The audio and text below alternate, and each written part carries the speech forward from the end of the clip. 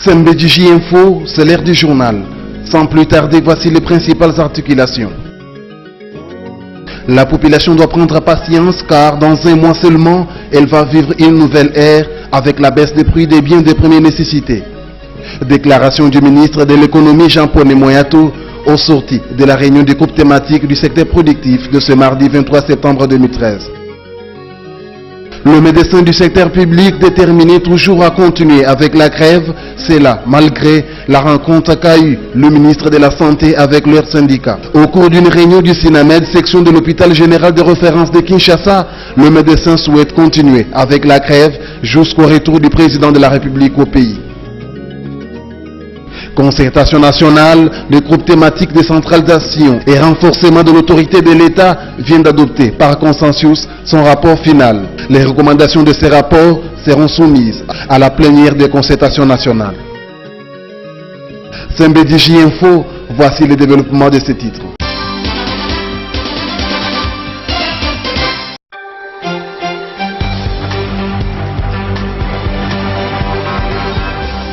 Arrivé dimanche 22 septembre 2013 dans la soirée à New York, siège des Nations Unies, le président de la République Joseph Kabila Kabange, à la tête d'une forte délégation, a pris part lundi 23 septembre courant à la deuxième réunion du mécanisme de suivi régional de l'accord-cadre pour la paix, la sécurité et la coopération pour la République démocratique du Congo et la région, qui s'est tenue au siège de l'ONU en plein cœur de New York.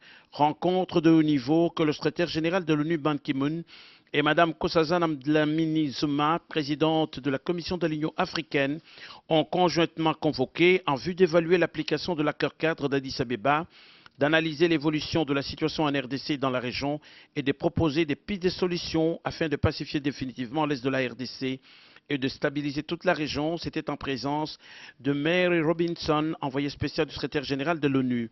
7 chefs d'État des pays membres de la CIRGL et de la SADC ont participé à ces assises. Joyce Banda, présidente en exercice de la SADC et président du Malawi. Kaguta Museveni, président de la CIRGL et de l'Ouganda. Joseph Kabila Kabange, président de la République démocratique du Congo. Jacob Zuma, président de l'Afrique du Sud. Paul Kagame, président du Rwanda. Jakaya Mrisho Kikwete, président de Tanzanie. Le vice-président du Soudan du Sud et les ministres des Affaires étrangères d'Angola, de Zambie, du Burundi et du Congo-Brazzaville et une pléiade d'experts.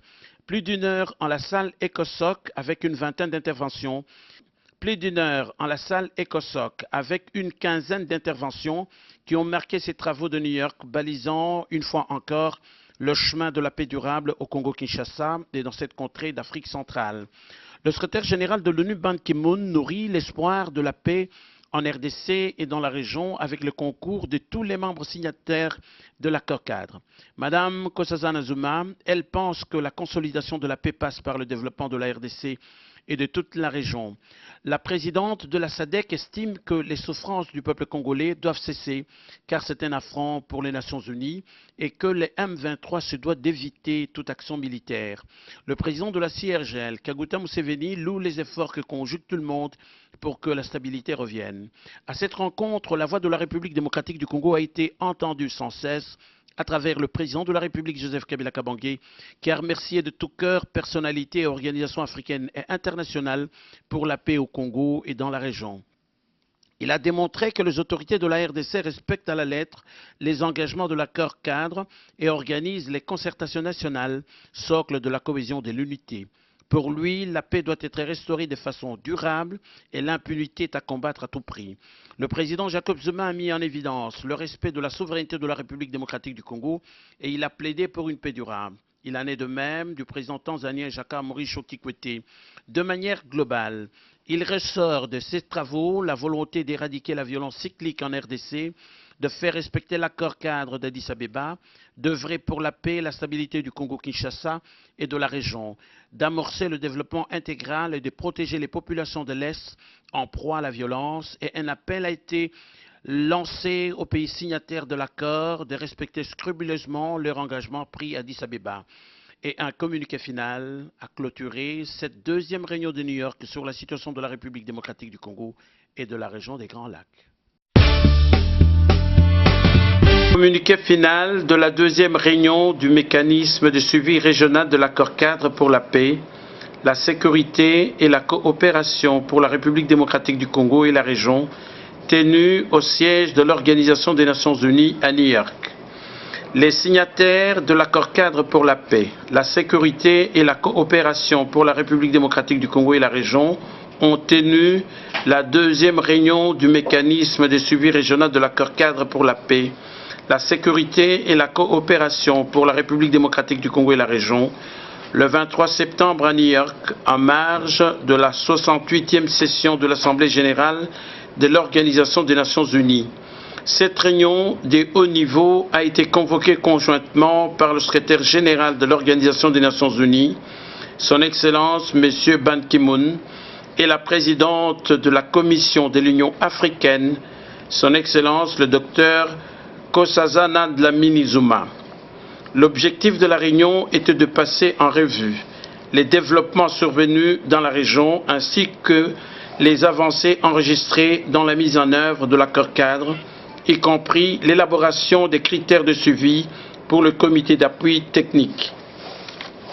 Le mécanisme de suivi régional a réaffirmé son respect de la souveraineté, l'intégrité territoriale et l'indépendance politique de tous les pays de la région, a condamné fermement la reprise des hostilités par le M23, qui a occasionné de nombreuses victimes civiles et causé d'importants dégâts matériels dans les localités occupées et dans la ville de Goma, y compris les attaques récurrentes contre les forces armées de la RDC FARDC, les soldats de la paix de la mission de stabilisation des Nations Unies au Congo, MONUSCO, et les travailleurs humanitaires, a condamné les tirs d'obus sur le territoire rwandais.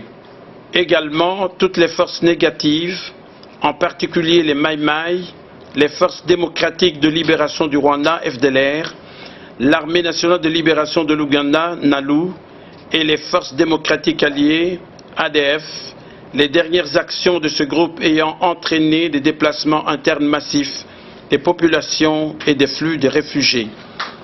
A salué Son Excellence M. Yoweri Museveni, président en exercice de la CIRGL, pour ses efforts inlassables en vue d'une solution négociée au conflit dans l'est de la République démocratique du Congo et exhorté les parties au conflit à conclure rapidement le dialogue de Kampala, conformément à la décision prise lors du 7e sommet extraordinaire de chefs d'État et de gouvernement de la CIRGL qui s'est tenu le 5 septembre 2013. A salué et encouragé la poursuite des autres initiatives de dialogue politique entrepris dans la région, notamment le processus quadripartite d'Oyo. A salué les efforts de Son Excellence M. Joseph Kabila Kabange et du gouvernement de la République démocratique du Congo en ce qui concerne l'élaboration et l'adoption des critères de suivi nationaux de l'accord-cadre, ainsi que les progrès réalisés dans la mise en œuvre des réformes qui complètent et renforcent mutuellement l'exécution des engagements régionaux.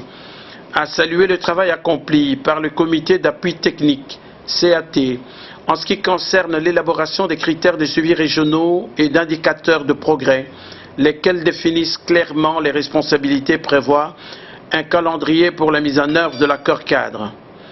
A adopté le rapport final du CAT, y compris les critères de suivi régionaux.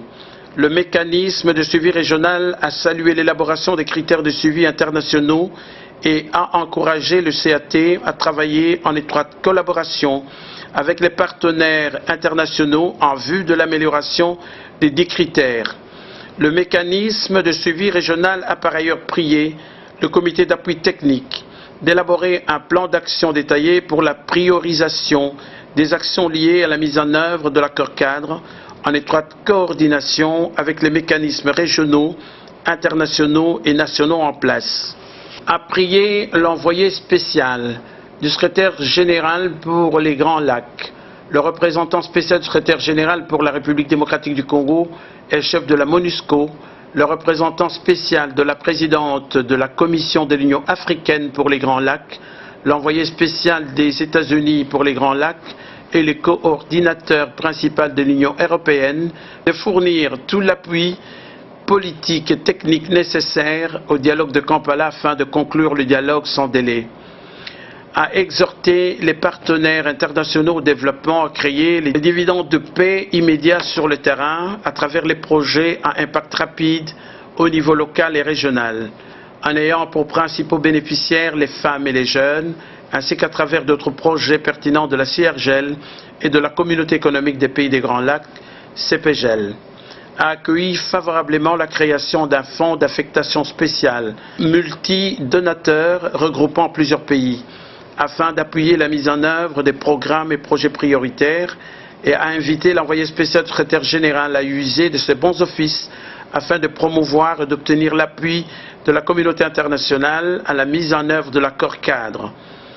A pris note des demandes d'adhésion de la République du Kenya et de la République du Soudan à l'accord cadre et projeté la signature de ces adhésions lors de la prochaine réunion du mécanisme de suivi régional.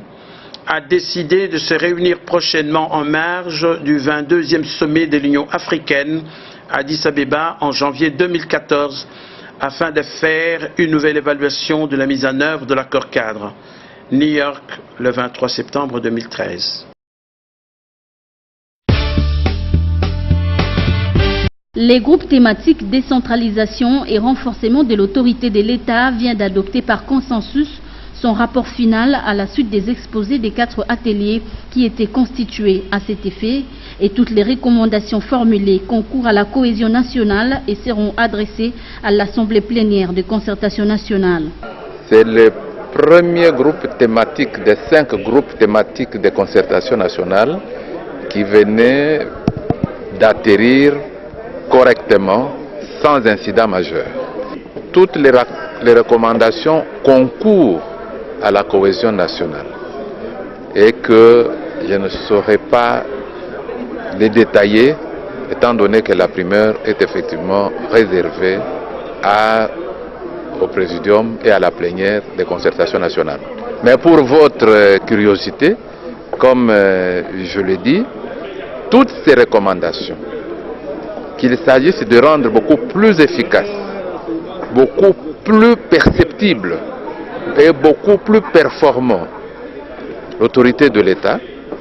Simon Bosso Kiamputu, membre de ces groupes thématiques, souhaite voir les recommandations formulées soient appliquées. On a déploré le fait qu'il y a un déficit de volonté politique dans la mise en œuvre de la décentralisation et que ces assises ne doivent pas être des assises de plus, elles ne doivent pas être comme les autres. Et c'est pour ça que je suis convaincu que dans le cadre de la recherche de la cohésion nationale et la décentralisation en tant que stratégie de mise en œuvre du développement de notre pays, du développement équilibré, d'une répartition équitable de ressources dans notre pays et du développement équilibré du pays est une grande chance. Et si nous la ratons, et c'est la plus grande réforme à mon point de vue. Renforcer la capacité opérationnelle de l'armée et créer des unités spéciales ainsi que la création d'une commission vérité et réconciliation, telles sont différentes recommandations formulées au groupe thématique conflit communautaire, paix et réconciliation nationale.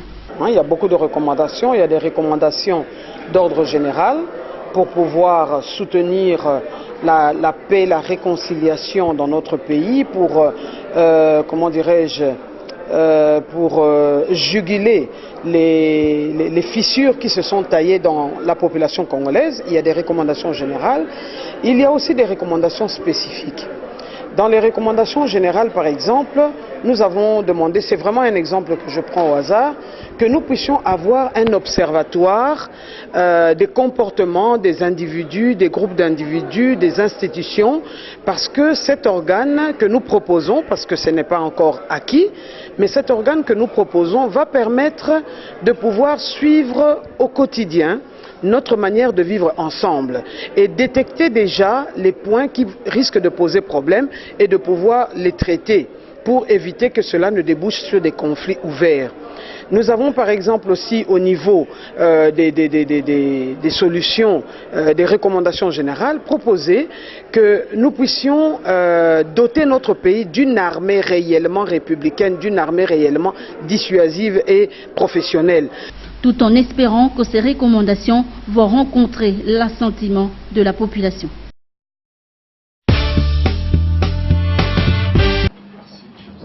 Bientôt, les prix des biens de première nécessité seront revus à la baisse. C'est ce qui ressort de la réunion du groupe thématique du secteur productif avec le Premier ministre tenu ce mardi 23 septembre 2013. Après avoir constaté des problèmes à ce qui concerne le prix des denrées de première nécessité, le gouvernement avait organisé des discussions avec les opérateurs économiques sur les structures des prix des biens. Voilà pourquoi, au cours de la réunion thématique de ce mardi, les opérateurs économiques qu'accompagnait le ministre de l'économie Jean-Paul Nemoyato ont remis les résultats de ces discussions au Premier ministre qui les a accueillis favorablement. Il sera accueilli favorablement les résultats des travaux qui ont été faits entre les différents experts et il a encouragé les opérateurs économiques et les membres du gouvernement à poursuivre dans le cadre d'un comité de suivi qui sera mis en place sur la structure des prix des premières nécessités, des produits de première nécessité. Il a encouragé que les contacts suivis soient faits entre nous. À l'issue de cette rencontre, le ministre de l'économie a exprimé sa joie de constater la volonté de part et d'autre de pouvoir rabaisser le prix des biens de première nécessité.